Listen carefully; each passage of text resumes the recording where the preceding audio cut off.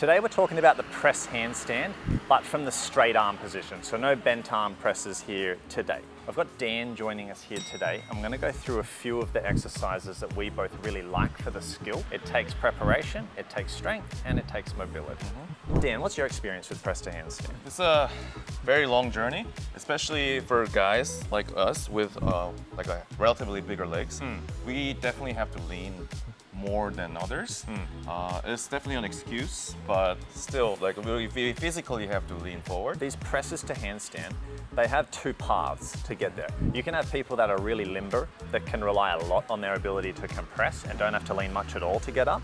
Or you can have someone where I definitely fit here, I don't know if you do as well, where I rely a lot more on my shoulder strength. Lean, lean, lean, till my feet lift off and I get up to the Same top. here. How do we work towards it? We just start by elevating the feet. So you could go a lot higher than this, but I'm just gonna use this bench here to show you how you can lift the feet, lift the hips, and move into a successful press from the get-go. Hips nice and high, leaning forward till my toes lift off, and then bring it up into my handstand. Simple. As you progress, you lower the height of the block. That's just one specific way to do it. There's a lot of other ways to train this, looking at compression and looking at strength that put variety into your training. So the first one, we'll pursue down that compression avenue. Dan, you've got one favorite which looks brutal, which I'm gonna be the one to try out, and you talk us through it. So we're gonna do an LSIT first. For beginners, LSIT already is very difficult. Can you show us just like a regular LSIT? Yeah, it looks like that. It's already challenging, but we're gonna make it more press handstand specific, right? So we need that compression. Compression means being able to fold yourself in half using your strength. So we're actually gonna do a pike stretch.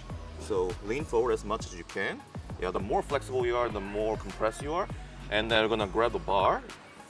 And from there, we're gonna try to lift up. Can you show me? I'm gonna try. Yeah. There you go.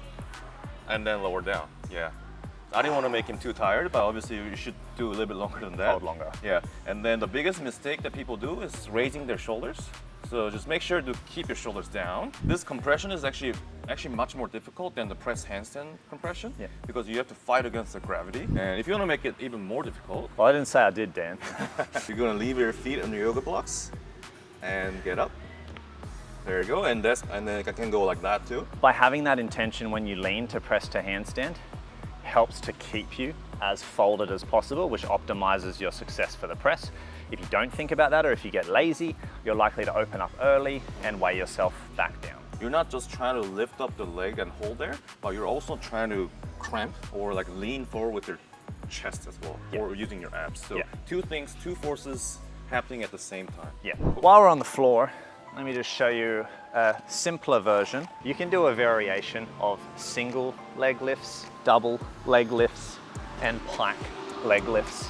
You can add ankle weights, start upright, but you want to try to be able to fold forward and still be able to get the legs off of the ground. One more tip I could add is that the tired people get, the more likely that they're gonna lean back. Have the wall behind you as a Just feedback. get that feedback. Yeah, just like the yoga block. When you lean, you're gonna bump into the wall, and then you know you're probably making it harder, or easier. Yeah.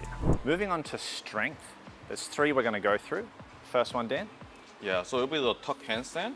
This is one of the things I wish I knew when I first started training. Can you show me what tuck handstand is first? Yep.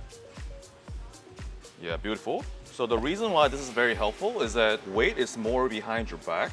So you're gonna more likely to actually lean forward with your shoulders, but you have to fight for it. Can you show me the bad example of like closed shoulders and Just then closed shoulder. Yeah.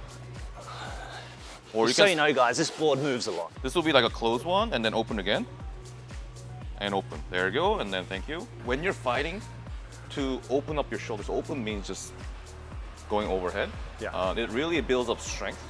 And then it's very specific strength training for press handstand. Obviously, you need to be able to do the handstand first. Yeah. But if you don't have the handstand, you can always do it against the wall. So you're gonna face the wall, and then you can leave your toes touching the wall, and then basically try to hold here, and then try to get your feet very light, and maybe you can do the tap without leaning forward like that.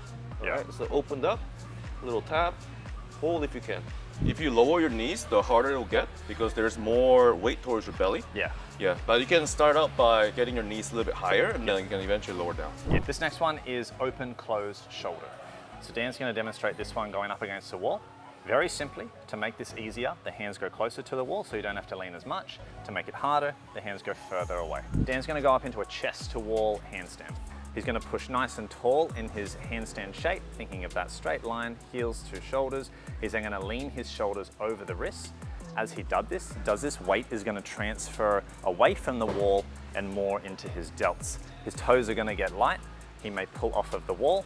He's going to then open up the shoulders to correct and then repeat the exercise. So just a very simple way to engage the shoulders in the same way they'll be engaged in press. And then don't forget to turn your wrists out a little bit for comfort. For most people, I think index facing forward is probably good. Come on, Dan, get in shot for this last hurrah. All right, I'm ready. All right, this last one is very simple. We're just doing planche. Planche is awesome for building that strength to be able to lean, take that weight and help you press up. It's gonna make up for any lack of flexibility that your hamstrings have or any lack of compression ability that you have. Shocked if you've not heard of planche before visiting this channel.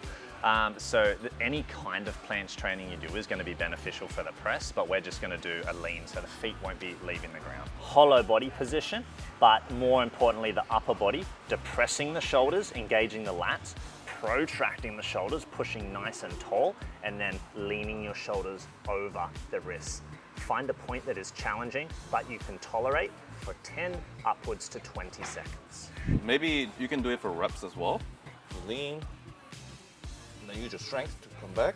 You can pull with your toes as well, a little bit. I see, because now you're replicating. You would lean, get the lift, and then you got to press it to handstand, so the shoulders have to push back. Right, yeah, it feels very similar. For this one, although it's called planche lean, but if you're doing it for press handstand, not for planche, you don't have to lean as far forward as possible actually. Let's say this is your straddle planche lean. If you just want to get the press handstand, there's no point of getting here. Yeah. So just try to know how far you should lean. Yeah. For most people, it'll be maybe around there. Yeah. It depends on person, on flexibility. Yeah. I mean, if your flexibility is here, maybe you'll need to full planche first before you can press up. Yeah. Apart from that, And then, you you might got not another have to issue to work with. Yeah. Awesome. Thanks, Dan. Yeah, no problem. I think last words would be the press handstand is I wouldn't say complex, but like a long-term skill that you want to work towards. It might happen by accident, by way of training planche. It might happen by way of being very flexible. But if you're not either of those things, just put it months to a year of working on the strength and the compression, and it should be there for you. And it's very rewarding, and then a part of your toolkit for handstand training.